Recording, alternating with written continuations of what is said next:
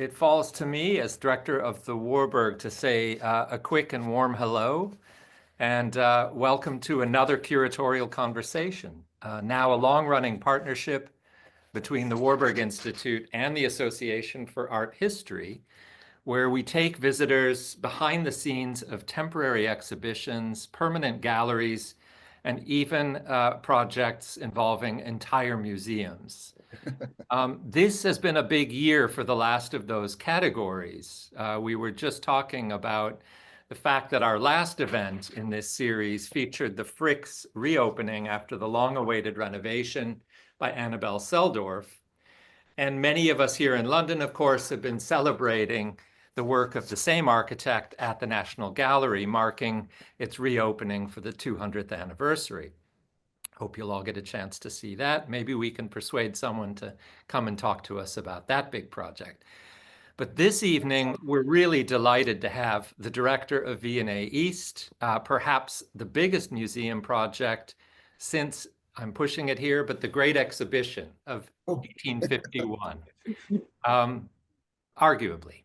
As someone who had a hand in the early stages of that project, I not only want to thank Gus for taking the time from what must be a frantic installation schedule in the last week before the storehouse opens, just to give us a sneak preview of the treasures that we'll soon be able to visit. But I also want to congratulate him and everyone at the V&A involved in making that dream of radical access to collections a reality. Now, Gus Casely-Hayford has been doing exactly that all of his life as a scholar, broadcaster, and curator. Before I hand over to Greg Perry, my co-host and CEO of the AAH, let me just give you a very short list of some highlights from a very long and illustrious CV. Gus did his PhD at SOAS here in the University of London. I can see it from my window right here, where he is now professor of practice. After working on strategy at the Arts Council, diversity at the British Museum, and audience development for Tate, and also after serving as director of Innova in Africa 05, he moved to Washington, D.C. to lead the Smithsonian's Museum of African Art. Along the way, he has made many television programs and written many successful books. All of this made him the ideal choice to lead the V&A's new museum and collection center in Stratford, where they are now only about a week from throwing open the doors. And it's a project, as you will soon see, that draws on all of these talents and experiences that Gus brings to the table. Gus, congrats again, and very much look forward to your presentation and to asking you some questions.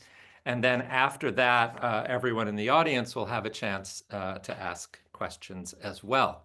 But first, I'm going to hand over to Greg for some words of welcome from the AAH. Thanks very much, Bill. And I know there was so much more that you could have included in Gus's introduction. One of those is that he's a recent fellow of the Association for Art History. Of course, I had to mention.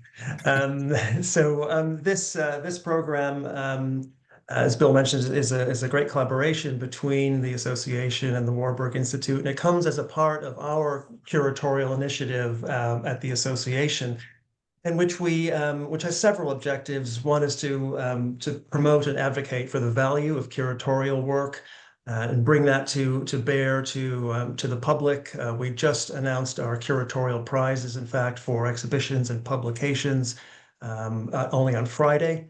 And also we address topics of current interest and relevance to curators. In fact, at a Friday event, we did something on curatorial work and climate change. There are a number of recordings that we've done of programs of topical interest to curators. And then finally, we provide opportunities for collaboration and professional development. And we have some good resources for curators on our website about curatorial well-being, about skills development, and a fantastic resource on how you can deal with climate change as part of your curatorial practice. So we're really happy that this is part of our curatorial initiative, and we're so excited to hear from Gus tonight. So without further ado, I'll hand it over to him to give an introduction and overview for the V&A East Storehouse.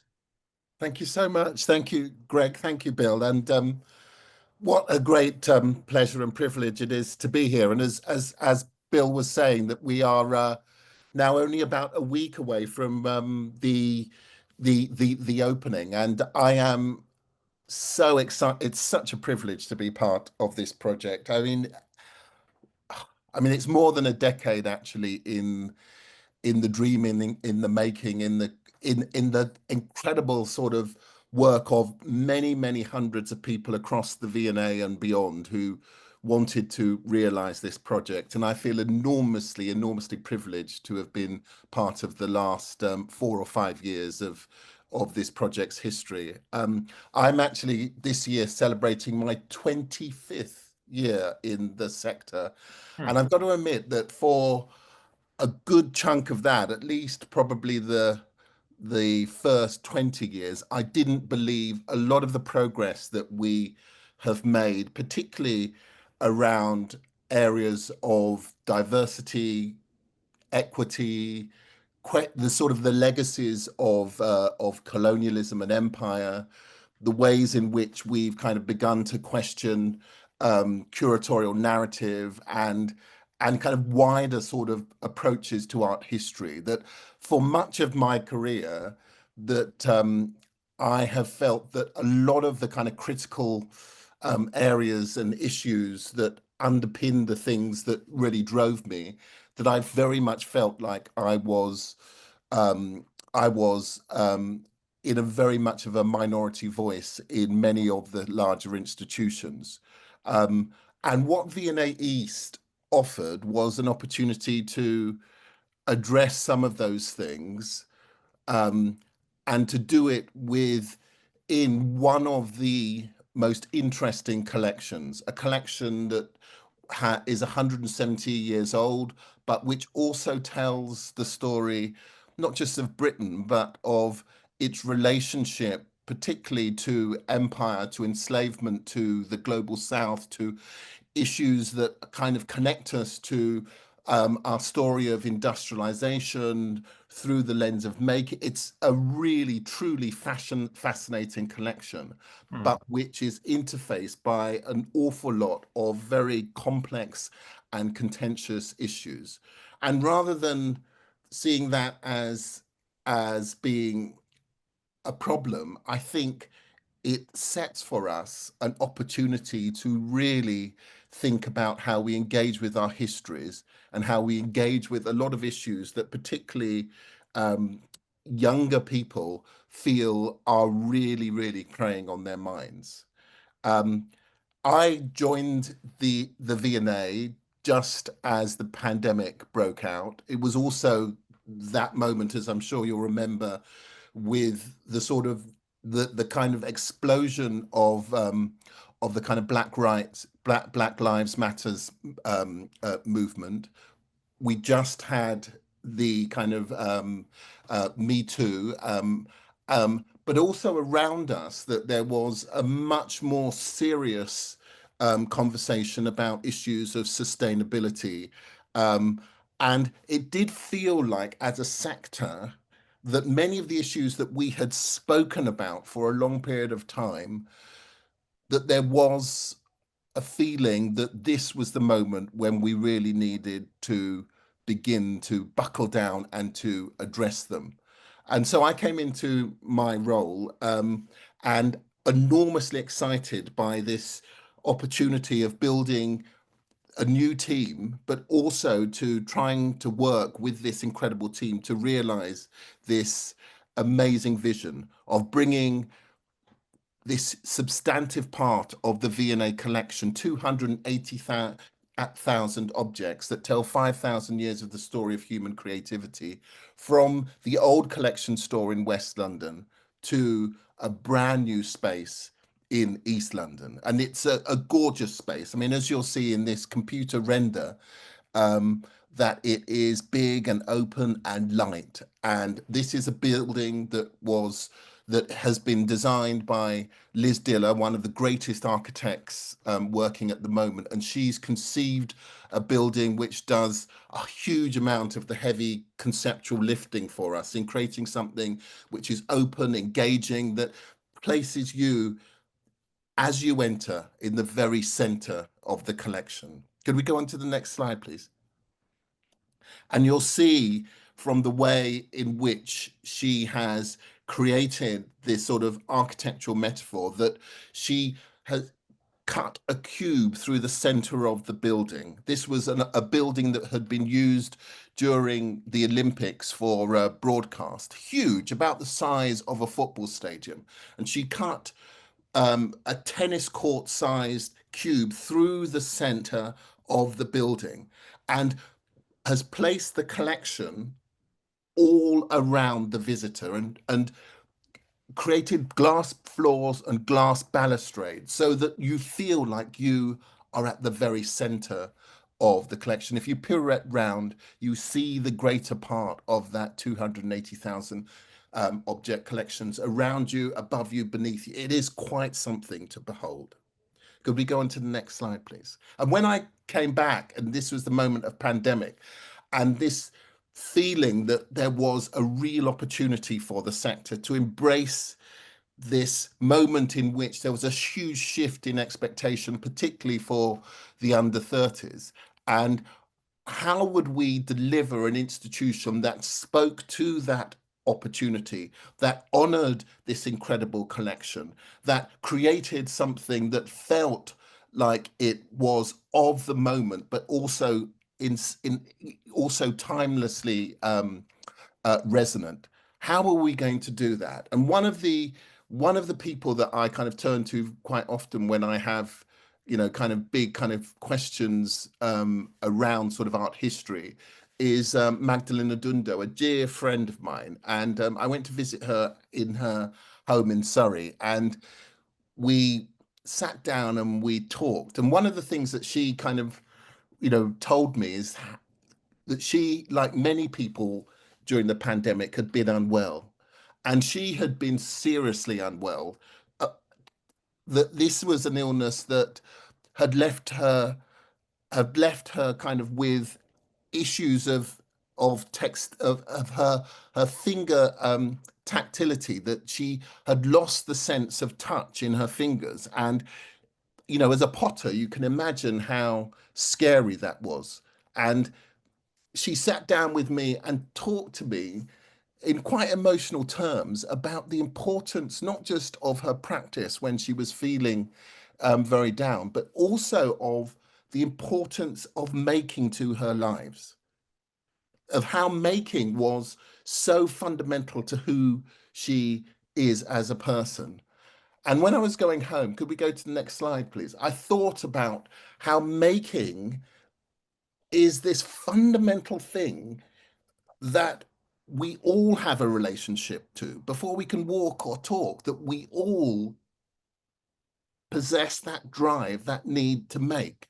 It's something across all cultures, across the whole span of human history, that we have made, and we have wanted to leave the products of our making. We wanted to leave them to subsequent generations. And I thought about kind of, you know, Turner, you know, lashing himself to the mast of a ship to capture the visceral intensity of a storm, risking his life for his making practice. Could we go to the next slide, please? I thought of Ibrahim El-Salahi, who was, you know, one of the truly great African artists, but was in the 70s put in prison wrongly by the regime, and was told that he couldn't continue to make his practice, but continued to do so, even though at times he knew it was at risk of his own life. Could we go to the next slide, please? And I thought as I was going home, this thing that Magdalene had reminded me of, this idea of making being so common to us, so important to us, it should underwrite the way in which we approach the engagement within V&A East. And the idea of this being a universal force that connects us all, that it's one of the things that so many of us will feel are some of the most important important records or things that humanity leaves, are the incredible products of makers, of artists, of creatives. I thought this has to be the connective tissue that we bind our narratives through V&A East. And could we go on to the next slide, please? And it fits so perfectly, not just with this moment, but also thinking back about the story of the V&A. You know, as I'm sure you know, Henry Cole has this drive to create an institution that sits in a kind of complementary distinction to the British Museum. This would be an institution that has, of course, great collections, great practice, but is also a practical repository, a space in which people could come and they could see the work of great makers, and hopefully that this would be a place of transformation. Next slide, please. And so, of course, it's the museum with the very first restaurants, the very first lighting so that it could open in the evenings. It's a place that could be of rest, but also a place of transformation. Next slide, please. And so we wanted to take that institutional DNA, this institution that was from its very conception created for the rest of us, and had created it as a space of transformation, but also to kind of trigger that idea of engaging with the idea of creativity, of us all being linked by it, and that being a way of overcoming some of the kinds of inherent exclusivity that may still pervade many of our national institutions.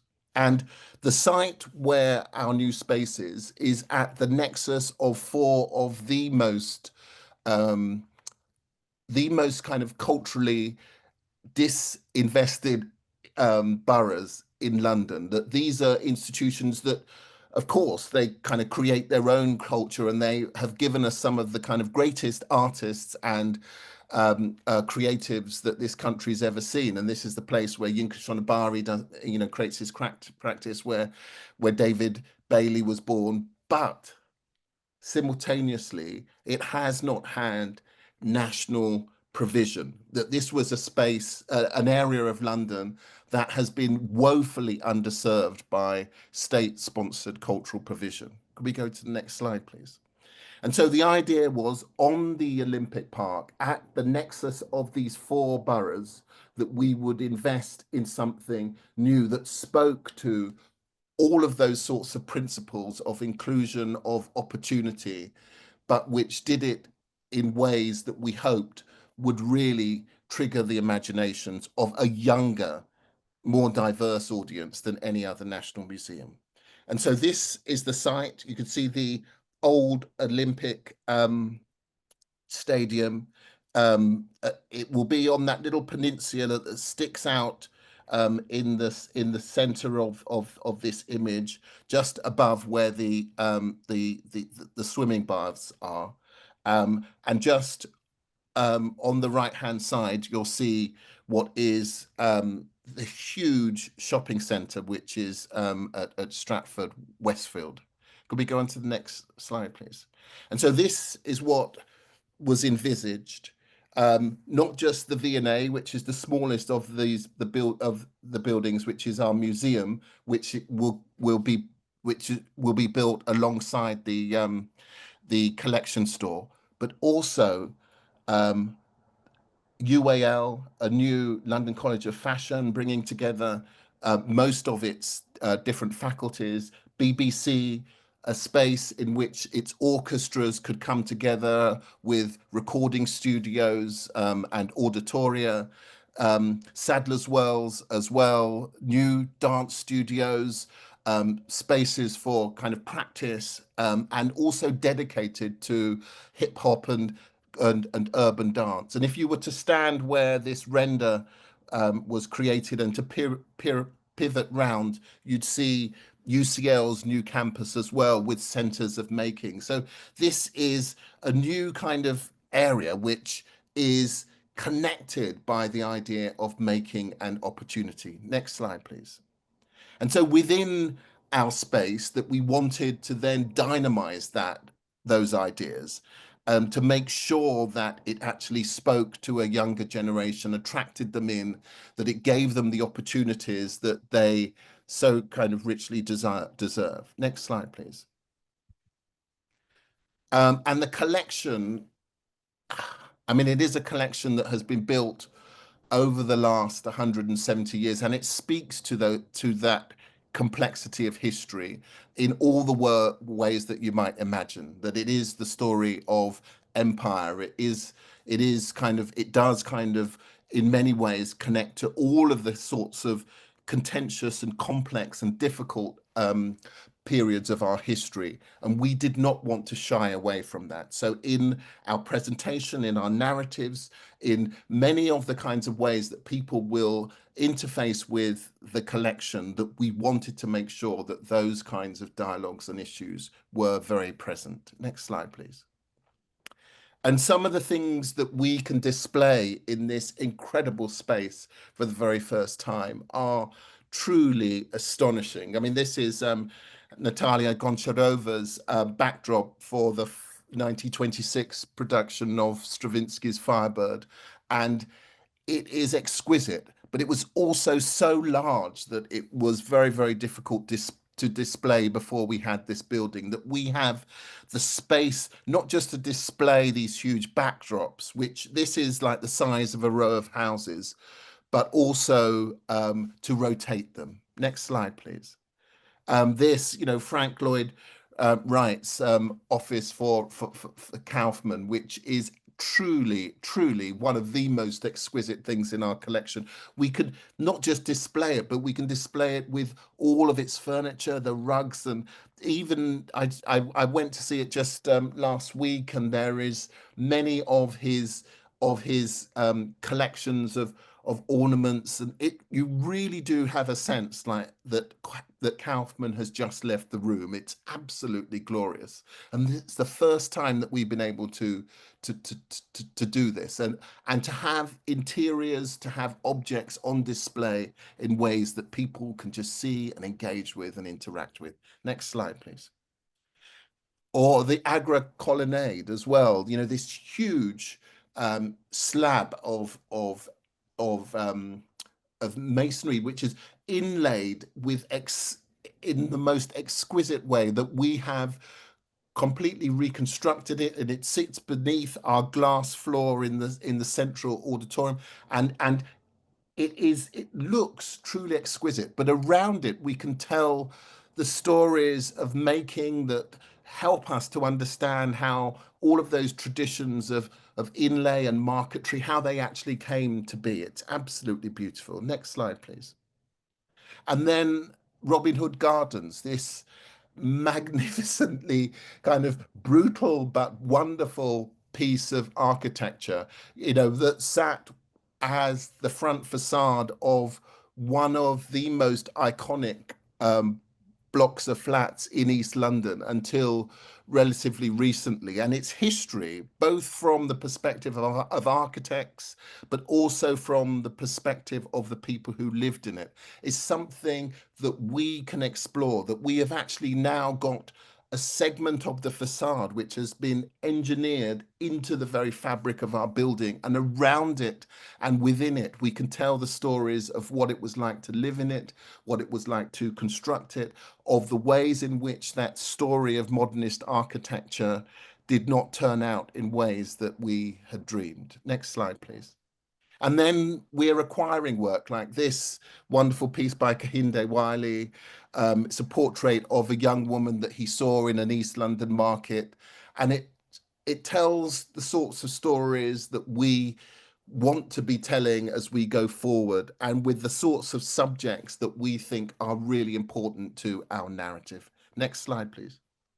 And then our museum, which is, an equally exquisite building, 5 minutes walk away. And this, designed by Donald Toomey, based on a Balenciaga dress. It is a very beautiful building, and we cannot wait for that to open. It opens this time next year, our first exhibition dedicated to Black British music, something that we will deliver with all of our partners on the East Bank campus. And, particularly the BBC have been very generous in trying to find the ways of supporting us through all of their different networks. So it's very, very exciting. Next slide, please. And so this building, we are hoping, which will be as well the home to a good chunk of our permanent collection, 2 floors of it, also artist residences, will be a kind of dynamic space. And we want our exhibitions to feel in quality every bit as glorious as those at South Cairn. But we want to attract a completely new audience, those young East Londoners who we think will be the next generation of creatives who are going to be transforming the arts sector. Next slide, please. And so these 2 buildings, both complementary, but in a way, the thing that is most radical about them is access. And what we have wanted to do is to translate that Liz Diller vision of openness into the into a kind of operational delivery. So anyone can come and they can have access to the collections. We have a scheme called Order an Object. It's a little app. It allows you to order half a dozen objects, and you can do that, and then you can arrive in our space and you can have access to those things. And whether you have a PhD or whether you're doing your A levels, you can sit down and you can have access to those pieces. This is about universal access and making people of all kinds feel comfortable in our space. Next slide, please. So I'm enormously excited about this. This is the project that drew me back to London from Washington, D.C., an opportunity to deliver to so many of the things that I felt frustrated that our sector hasn't really managed to do over the course of the last 25 years. That this, I'm hoping, in terms of its staff profile, in terms of its audiences, in terms of its curatorial narrative, will reflect the cultural complexity of the city that we serve. And we want to interrogate those narratives, many of which are contested and difficult, and be open to iteration and change. Next slide, please. And this is a piece that we have commissioned working with the artist Thomas J. Price. And he has created this 18-foot high piece that will sit outside our museum. It's called A Place Beyond. Next slide, please. It's an image of a young woman. She's holding a mobile phone in one hand, and she'll be looking out from in front of the museum toward the storehouse. And, you know, my hope is that many of the young people who come to visit will think that this is a space that reflects their needs, their aspirations, but also in works like this, that it is a space that I think in many ways takes them really very, very seriously. And I hope that they will come and they will feel comfortable, and they will help us in building a space that will change over time to reflect what I think is one of the most interesting moments in art historical history. I'll stop there. Thank you. Amazing. Thank you Fantastic. so much, Gus. Thank Yeah. you so much.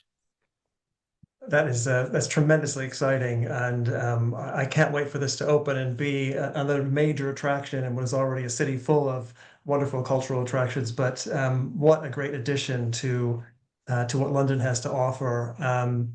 And I just think it's inspiring a lot of questions. And I guess maybe you alluded to this a few times, but just to talk about the communities maybe a little bit more, you know, that you have involved. Certainly, the V&A serves an international audience, but you know, especially with this, you know, Order an Object program. I mean, it looks like you're going to be focusing on people that you have the means to go there or are already in the area. So I guess maybe just that balance between being of that place and then also being of a national, international institution, and how that works with the storehouse. Well, this is a collection which tells a story which we think has universal appeal. So I am hoping that there'll be people coming from all over the world to enjoy it, to engage with it, to, you know, to also help us in our kind of own kind of critical journey as well as we go forward. So absolutely, and we are building partnerships all around the world. My my kind of personal professional focus has primarily been on Africa, and so I absolutely am not someone who is kind of is going to sort of privilege it in the sorts of curatorial narratives that I will support a very kind of parochial vision of culture. But with that said, it is really important if one visits national museums, and this is something that I've felt across the world, that we have tended to super serve a very particular audience, and they are wonderful. They are very loyal to us, and we could not survive without them. And what we were very keen here is that there are many communities who absolutely underpin in Britain our cultural offer, and yet they don't seem to, very often, they don't seem to make up the majority in terms of programmatic focus um, when one looks at the audiences for exhibitions at the Nationals. And I would love it if, when we open V&A East,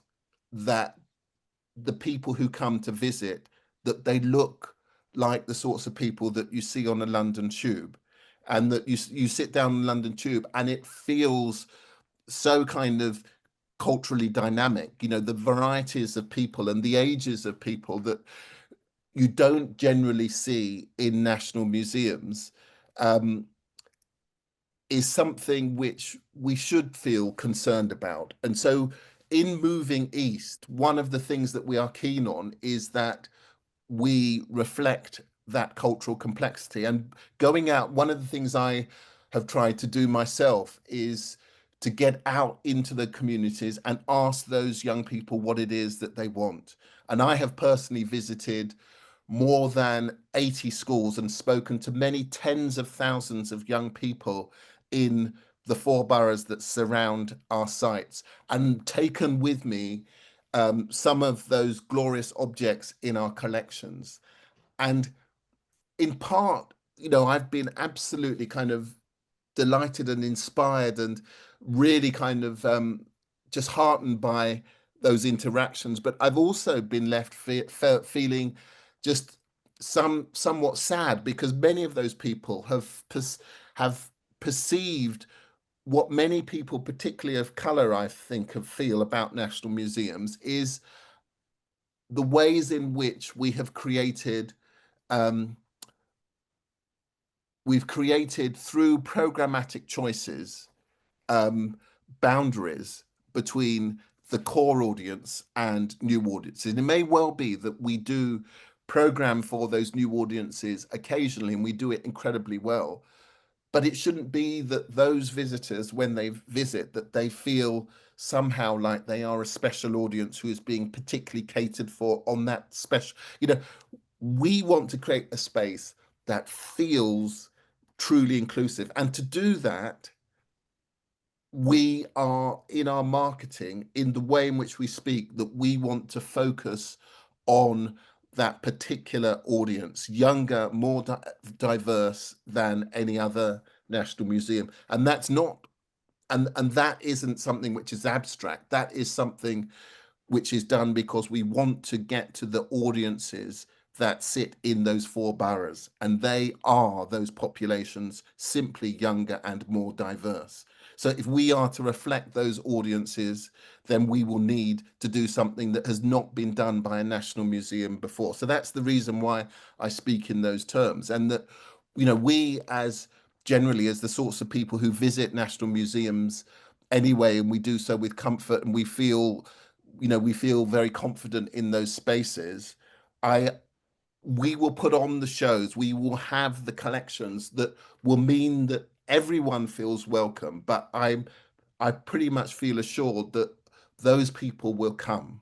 those people will come. But we need to put our resource into trying to welcome, to make sure that when they do come, those new audiences feel that this is a place in which their stories are reflected. It sounds like there was a lot of formative work too from a previous conversation we had. You know, in addition to going to the 80s schools, you engaged in a lot of consultation about, you know, creating the whole idea and the displays. And I wonder if you could just talk to our audiences about that a little bit. Well, we have at every stage of development, we have worked with cohorts of young people who have helped us consider many of the critical choices that we've made around kind of everything from audience development to marketing to curatorial directions, you know, everything that we've had them on board as critical friends. And it has been humbling and also enormously um, enlightening, because bringing those people into those conversations very early on has given us the confidence to be even more uncompromising in, you know, in the sorts of changes that we have deployed, to feel that, you know, that creating a space within which the collections feel truly accessible, in which anyone can come into our space, that you don't need to necessarily have an appointment, that you can, the ways in which we've tried to think about all of the staff who interface the public, particularly looking out for the sorts of people for whom they might be kind of on a first visit. How do we deal with those sorts of interaction? We've had these people on this journey with us, informing us about how we should change, the sorts of things that we need to consider. And it has been really very, very helpful. And there are all sorts of areas um, and and and ways of thinking that we have really kind of gone on a journey with them to change. And I feel very, very kind of proud of my team. But part of that process is to recognize is that this has to be an iterative process that doesn't end with the opening. That as we go forward, of course, there are going to be things that will need to shift and change, and that is a wonderful opportunity for us to continue to be to to to feel that through iteration that we can to grow closer to our audiences, and we can continue to improve. Thank you. Can I just jump in for a sec, Greg? I'm getting lots of really good questions in the chat. Thank you all for entering the things that you want to hear more about. I'll try to work those into some of my own questions, and then as we wrap up, Greg and I will hand over to the audience, and I'll read through a bunch of the questions. But one of the really big ones and obvious ones, Gus, that I think is important is, has this been done before? Is this the first time that a storehouse for a large museum collection is being created? It has in print. I mean, the thing about museums, national museums generally around the world, is that they come into being driven by the same set of principles. And even though so many of our national museums come into being, particularly in Europe and America, in that kind of colonial moment, that those kind of Enlightenment values, um, they they are complex. You know, they are both about kinds of freedoms and equity, but they are also about hierarchies and just, you know, some kind of deeply appalling thinking around the ways in which we categorize things and people. And we have had to kind of face into that history Mhm. with um, with real kind of open eyes, Yeah. and to think about the ways in which we could represent particularly in the museum and the accessible areas of the storehouse, that within storehouse that we have at the end of each one of those kinds of areas of display, we have small displays that are kind of just open to the to the elements, and you can and we have tried to construct those in ways that we can tell some of those really complex and contested stories, Yeah. and hopefully leave them open for for our audiences to continue those conversations Yeah. in a variety of ways. I mean, it's funny because, I think everyone imagines a kind of Indiana Jones, endless warehouse of boxes. And, on some level, you are playing on that kind of almost vertigo of proliferation of visible collections. But it sounds like you're curating as well, that there's been selection and presentation in those, as you called them, mini displays. Can you say a little bit more about maybe an example or two of what those will do? And then the other part of it is sort of self-curation, when a person wants to curate their own visit, which you couldn't do before with the V&A stored collections. It was a closed shop. It was really something that very few people had the agency to activate. So yeah, how are you using those mini displays and then that order and object program to activate those collections? So those, I mean, just last year that uh, we returned a number of objects that had been, or we loaned back to Ghana a number of objects that had been taken during the 1874 invasion of Kumasi.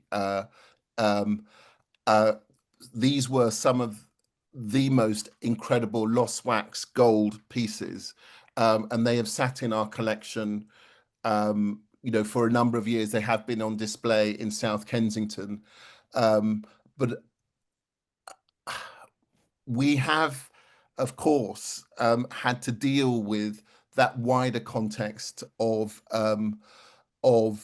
the issue of restitution, Hmm. and some of those objects were returned last year, along with the British Museum, that we returned on kind of loan, because sadly the way in which we hold objects didn't give us the freedom to do anything else. But we have nevertheless created displays to tell something of the story of that raid on Kumasi, of the kind of repercussions for the peoples of the Gold Coast, and of the subsequent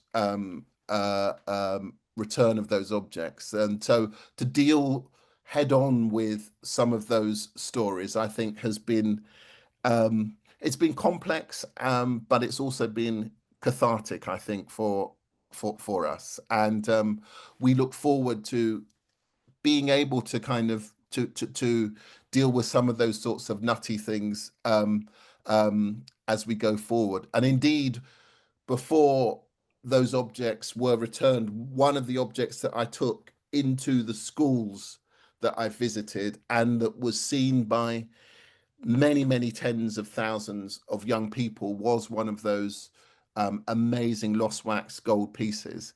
And being able to tell those stories with something of that value was very moving. I mean, I'm someone of Ghanaian descent, and so seeing these things and being particularly in spaces in schools in East London, standing in an assembly and looking out, and many of those schools that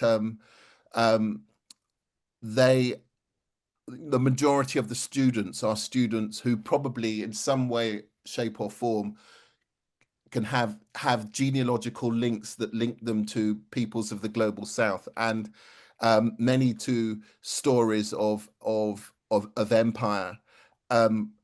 and it was just very, very moving to be able to tell those stories in that way and in our space, even though those objects in this particular instance have been loaned back. We can around them continue to tell stories that help us to really kind of think about that bit of our history.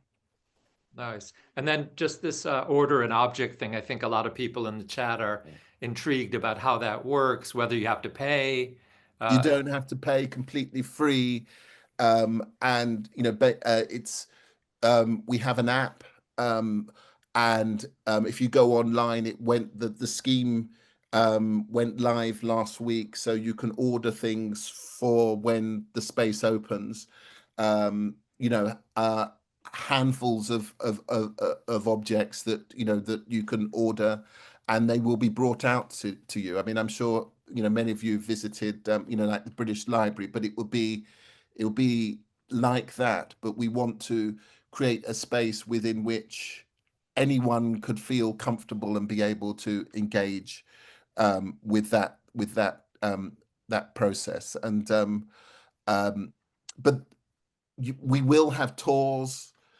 The actual kind of the architectural metaphor is one of openness, and so if you were to wander around in a kind of self-guided tour, you will be able to see huge amounts of the collection, but also just the sense of volume of the building and the openness of the model means that you do have an understanding that you are in a space that contains 250,000 objects.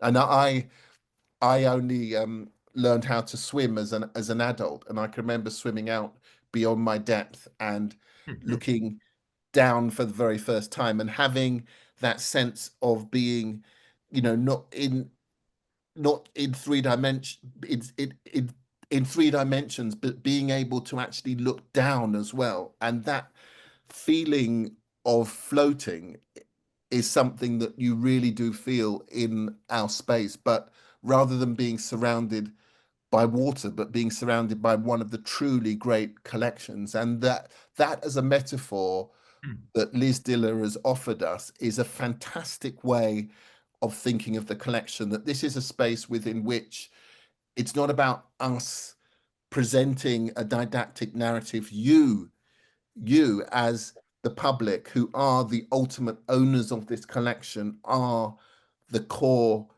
feature within this, that it's your perspective that is key. And so I'm very, very excited to see what the visitors' reactions will be when we open. Amazing. Greg, over to you. Yeah, and Gus, you'd mentioned a few times about really dealing with contentious and complex issues. I mean, you couldn't have anticipated this when you were, of course, creating the program there, but now in America and in other countries, we're talking a lot about divisive issues and freedom of expression, academic freedom, and it feels like these days it's even more important to tell these kinds of stories in this kind of atmosphere. And forgive me, I'm going to conflate two questions here because in a previous conversation we talked about, yes, what's going on in America. Obviously, Bill and I are American. You've worked in America. But you talked about in terms of equity, what we still have to learn from what's going on in the profession in America vis-a-vis the UK. So two related things I wonder if you can sort of talk about. Yeah, I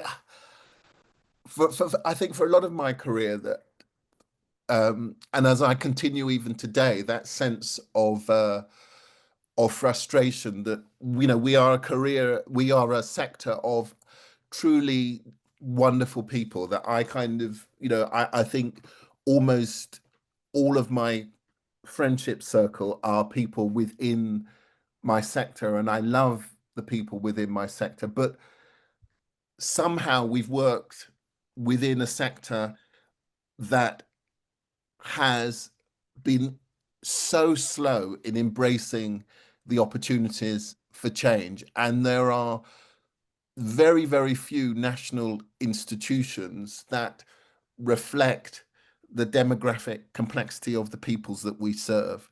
And in part because of that, we have not been able to keep up with the shifts in our audience's expectations around interpretation and program.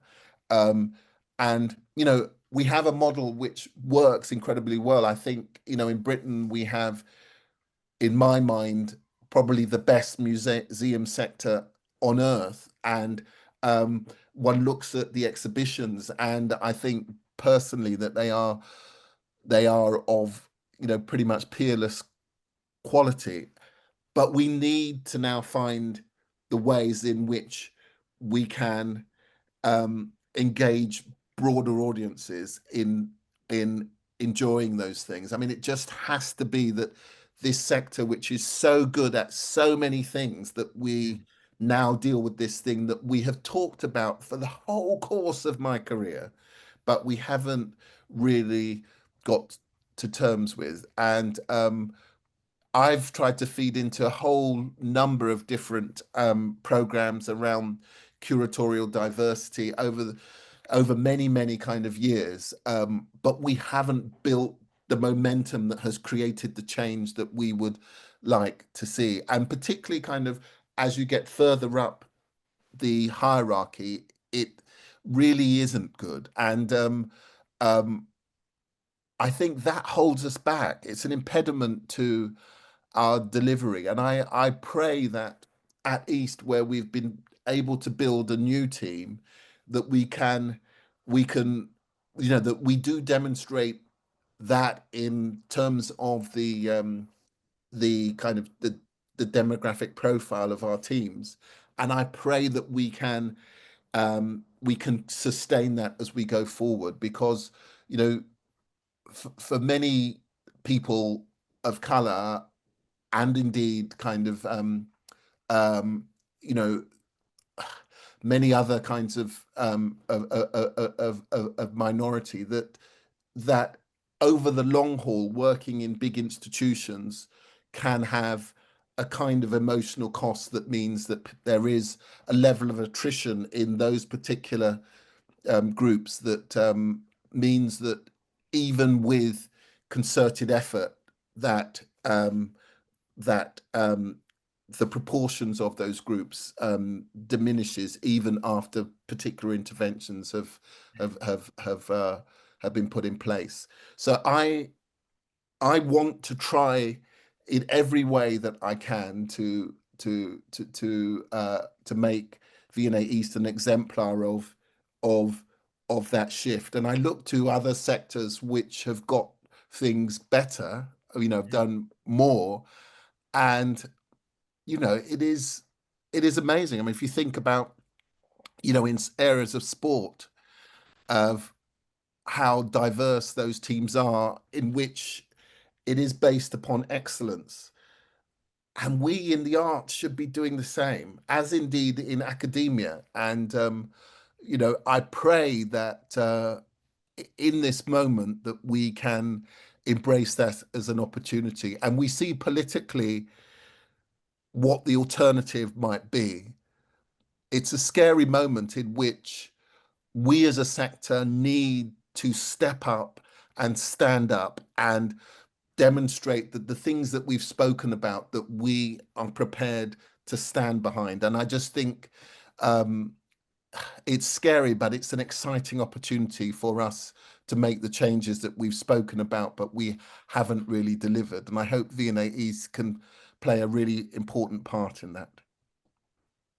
Fantastic. And Gus, I think a number of people in the chat kind of want to hear a little more about how that's translating also into the audience engagement. Like, what trends did you pick up when you were talking to the people who haven't been going to museums, the school kids who you really hope to engage for the first time with museum collections?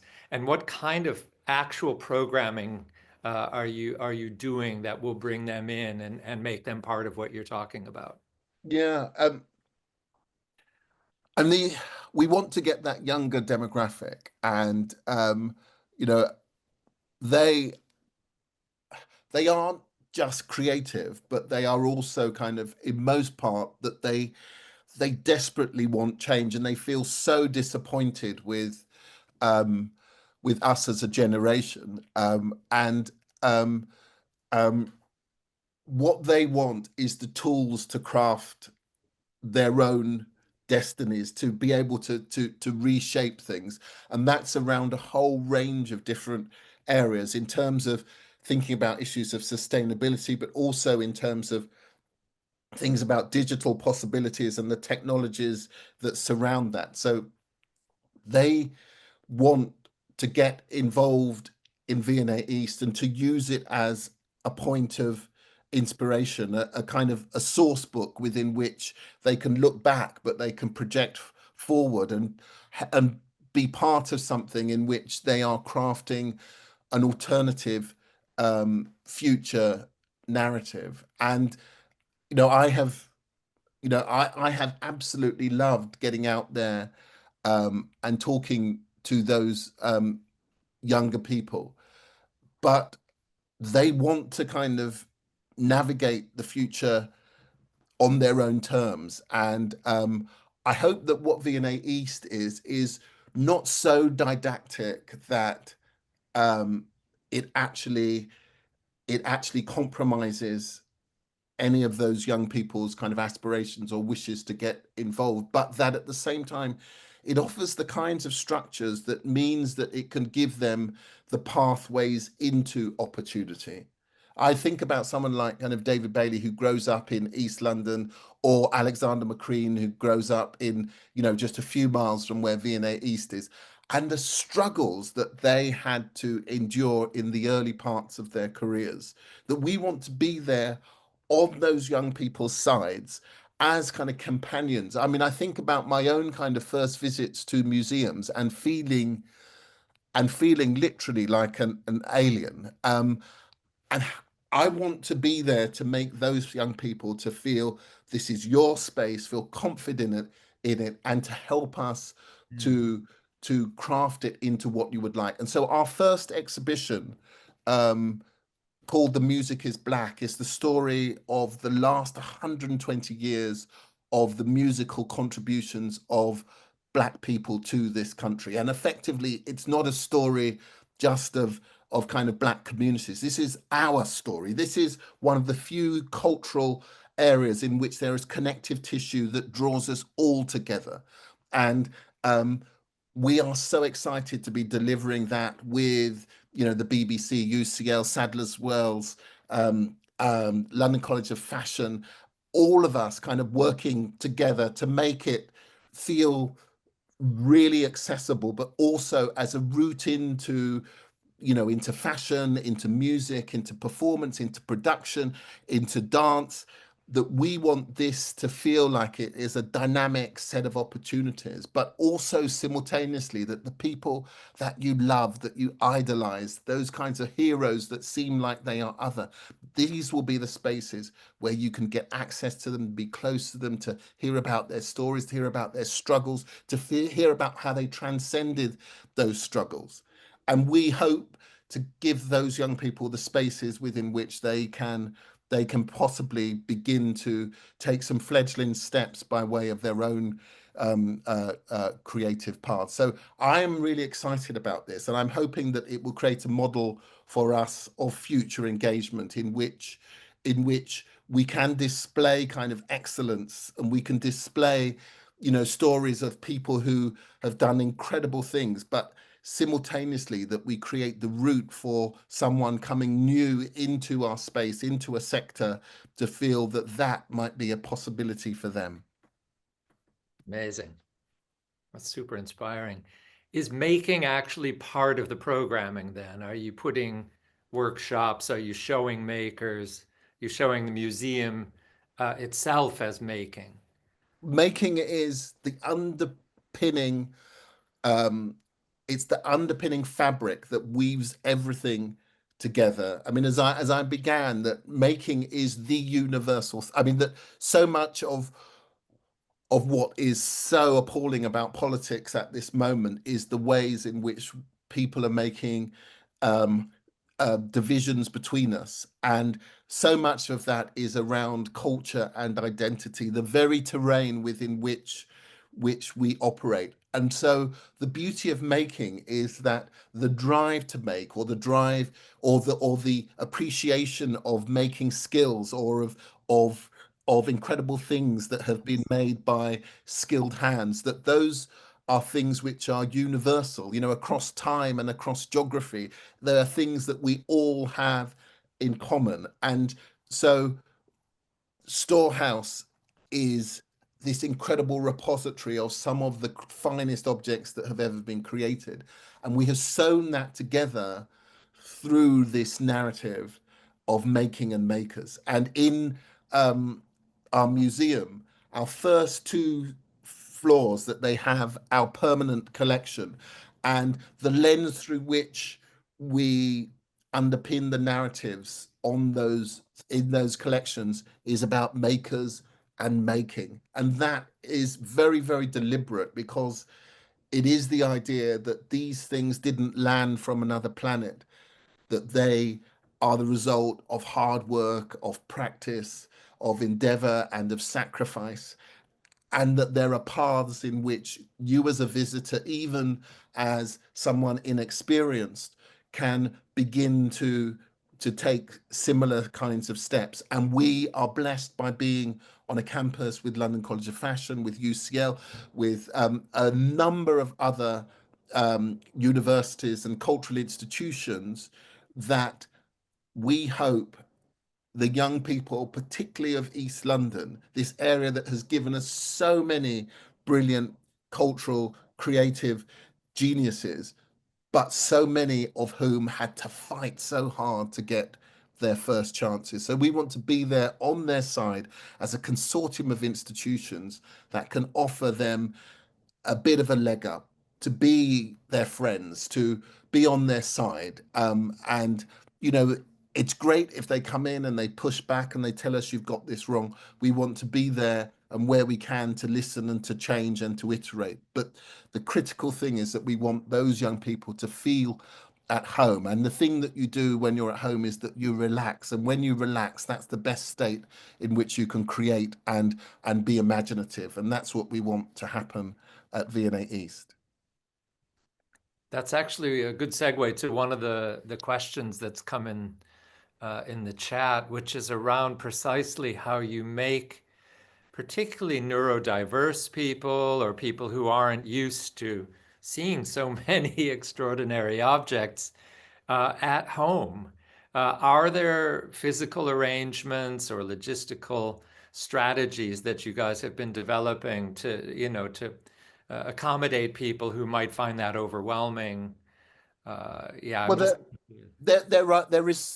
there are a variety of spaces and rooms within which one can encounter objects, and the spaces where, if you were to order an object and you had a handful of things that were on your list, that those are quiet, fairly intimate spaces where you will be with just probably one other person who will talk you through, in whatever way that you will feel comfortable, the things that you have ordered. Additionally, that we have been really careful in building a cohort of front-facing staff and also volunteers, who we have really tried to acculturate the idea of how we engage with a broad spectrum of people, make them feel welcome from the very first moment that they actually enter our spaces, but then to not homogenize those experiences by presuming that everyone is like us or is the same, for us to think about the huge diversity of different ways in which people interact with the world, and for us to customize and to shift and to change the ways in which we engage with every single person who wishes it. So we have tried, by way of physical spaces, by way uh, of interpretation, but also in terms of the ways in which we've trained our staff to think about the huge range of different kinds of people who will enter our spaces and the sorts of things that they would like to engage when they do so. Wonder, Bill, you'd mentioned you made reference to the team a couple of times, and just then in your answer there, and there will be a number of curators who are listening tonight. And I wonder if you can talk about what comprises the team that's delivering this. Is an enormous undertaking, and what kind of team you've put together that's come together to give this to all of us. Yeah, we have this is a huge team of curatorial specialists, specialists in terms of learning and engagement. Some of those who have, over the last kind of 4 years, have had their focus out in communities doing huge longitudinal projects with very, very particular particular communities, some of whom have worked with me on the schools program and visiting all of those many dozens of schools. Then we have a fantastic operational division who have crafted a new operational model. And when you're building an institution that is the smaller, younger sibling of another institution with 170 years of history, the gravitational pull back to particular ways of delivering can be very powerful. So that team have had to have both the vision, but also the confidence and the strength to stick with very particular ways of wanting to deliver. And some of those things we may well have to change. We may well have to accept that we haven't got everything right as we open. And so they have been utterly brilliant in thinking about how we craft flexible, robust operational plans across the whole of the space. And then we have a whole number of volunteers who are going to help us with this. These are people who are drawn, mainly from East London again, and they are going to help us with the interpretation and the storytelling and the welcoming and the carrying of our message to the huge diversity of people that we hope that will visit. And then we have incredible people on the marketing and the kind of the PR side, because we have to make sure that this is an institution that that people are aware of, and that they have, even if they don't visit, I think it's critical as a national institution that they understand what it is that we're doing and they understand the worth of it. If they are paying their tax pounds to the subsidy of our institution, even if they don't come, I hope they feel proud of what it is that we are doing. So we have put a lot of effort into communicating those stories, telling people about what it is that we plan to do when we open, and making sure that people understand that everyone is welcome. And then huge numbers of artists that we've worked with who and creatives and celebrities from across a variety of different areas who have come on board, offering us not just advice, but have agreed to be our ambassadors. And so when we open our museum at this time next year, our first exhibition, Music is Black, that we will be deploying large numbers of very kind of talented individuals to be out there as our spokespeople, but also talking about their own lives and their own creative paths into the industry. And at the center of this is just the point at which it comes together is the celebration of excellence in all of its forms, but also the ways in which we can actually make this as inclusive as possible. And so having all of those teams actually kind of really focus down on that in everything they do has been well, it's just been glorious, and to see it come together and come to life, and we can't wait now until, next week when we open. Getting so close. I Yes. just wanted to follow up really quickly because it's something somebody asked about in the chat. We're getting close to the end of the questions that were in the chat and indeed close to the end of our time together. But Gus, you did talk a little bit there about being the kind of smaller, younger sibling of a bigger institution in South Kensington. I think a lot of people want to know what impact, if any, it will have in reverse. Will it change South Kensington? I know this gets asked a lot internally at the V&A because I was part of those discussions. But my question actually is about, given your beautiful vision for engagement, learning, is it changing the relationship to what we used to call the Museum of Childhood, now Young V&A, which is also not too far away? So that's another big part of the V&A family. And I imagine there's some kind of synergy there. Well, I don't know when was it? It was about 10 years ago. I was asked if I would be a judge on Museum of the Year. And as part of that process, you get to see all of the submissions, many, many dozens of institutions that put their names forward.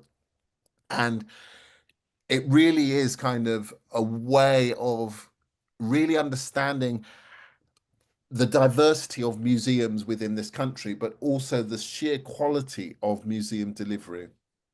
And that year, we chose the V&A as the winner, and it was, even though it was a brilliant shortlist, it was the only choice. And the strange thing is that over the course of this kind of subsequent decade, it has continued to deliver at an incredible level. If you think about everything from Dior to Africa Fashion, not just great exhibitions, but in things like Africa Fashion, really kind of pioneering exhibitions that demonstrate it can speak to a large audience, but also do it with very innovative programming. And that is something, whether it is kind of Bowie or whether it is Cartier, that it does in all of its sites. And so at Young V&A, which again won Museum of the Year just last year, that they have demonstrated that even if you're speaking to a younger audience, you don't need to compromise those exquisite exhibitions, amazing presentation, fantastic staff. And, if you look at the reports that the jury wrote about Young V&A when they gave it Museum of the Year, that it's just really just so inspiring what they've done.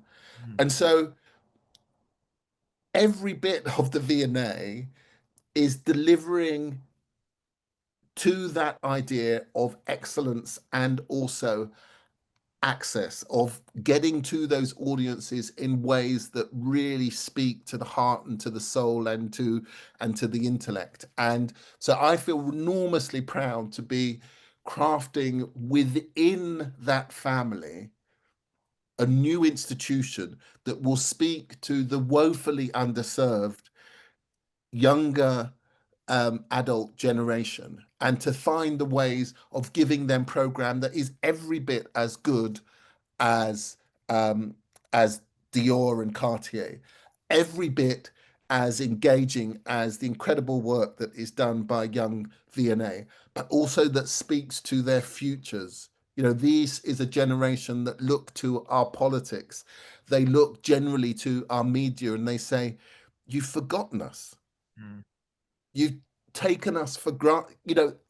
This is wrong." And we want to be there on their side and to iterate with them and to change with them. And for them to feel that this is a space within which they can come and they can be and they can relax. It doesn't have to be a space in which you come and you learn and you have to be quiet and you have to be on your best behavior. This is a space where you can come and you can be, because at the end of the day, these collections belong to you.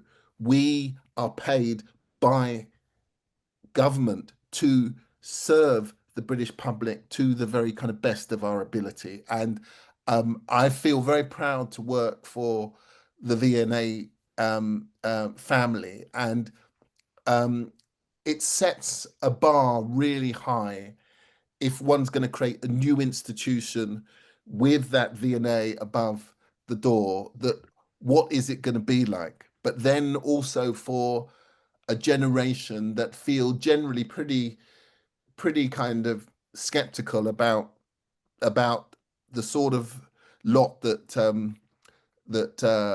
that they have been given.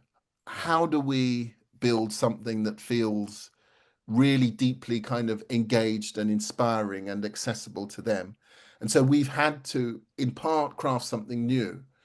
But what we've had to do that is key to everything is to look at the V&A family. That is where the measure of excellence really lies, and that has been our model. Amazing. Greg, I think Well, if that's we, it for me. yeah. Yeah, that's it for me too. I think if we weren't already highly anticipating this opening, it's even more so now with you articulating this inspiring vision for us, Gus. I can't wait to have it open and to see what you've done, how people respond to it. Yeah.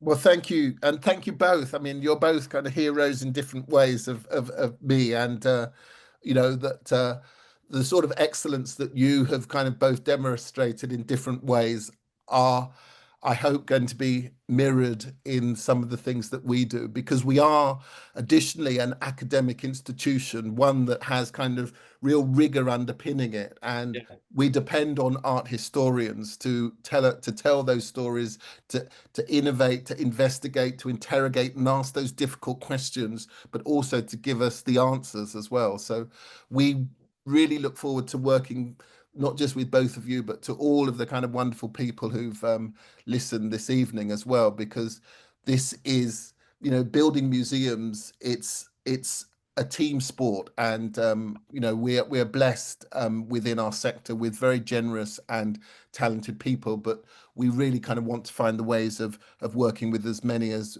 we possibly can. You make us Wonderful. feel lucky at a difficult time. That's a real gift. Well, thank you. So much, Gus. Yeah. And just again, let me just say to you and to everybody else, please tell the whole team, bravo. This is just such a massive project, and there's so much good that will come out of it. So thank you so much. Really. Thank you. Thank you. Thank And you. please come and visit. And Can't wait. yes, Can't wait. And thanks to everybody for joining online. Really nice audience, very engaged in the chat. I told people already, I typed it in that I'm saving the chat here, and we'll share that with you, Gus, just so thank you you. can see exactly what people asked and wanted to know. Oh, well, thank you. And that's it. And Uh, please do so- reach out if you wish to. I mean, you know, come and have a cup of tea. Fantastic. All right. Thanks so Thanks much, again. Gus. Thanks Thank again. Thanks, you. everyone. See everybody next time. Thank you. Bye. Bye now. Bye.